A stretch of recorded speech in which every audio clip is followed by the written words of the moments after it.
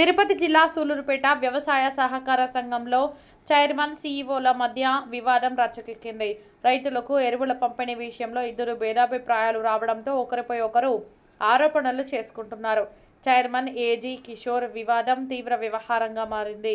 అవినీతి ఆరోపణలు వరుసగా బయటపడటంతో వాటిని పూర్తిగా ఖండిస్తూ చైర్మన్ తన బాధ్యతల నుండి తప్పించుకునేందుకు ప్రయత్నిస్తున్నాడని విమర్శలు వినిపిస్తున్నాయి. పెద్ద ఎత్తున అనుమానాలు వ్యక్తమవుతున్నాయని ఈ వివాదాలతో రోడ్డుకెక్కిన చైర్మన్ సీఈఓ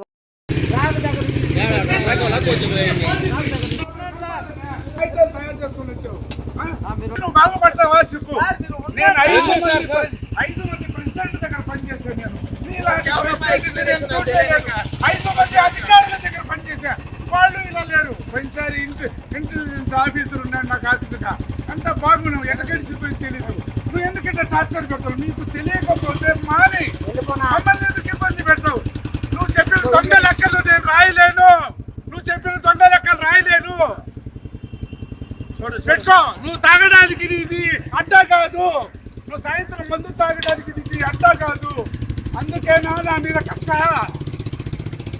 నేను నీ గురించి నిజం చెప్పే తప్ప నువ్వు నన్ను కొట్టి నేను నిన్ను కొట్టినట్టు చెప్పడంలో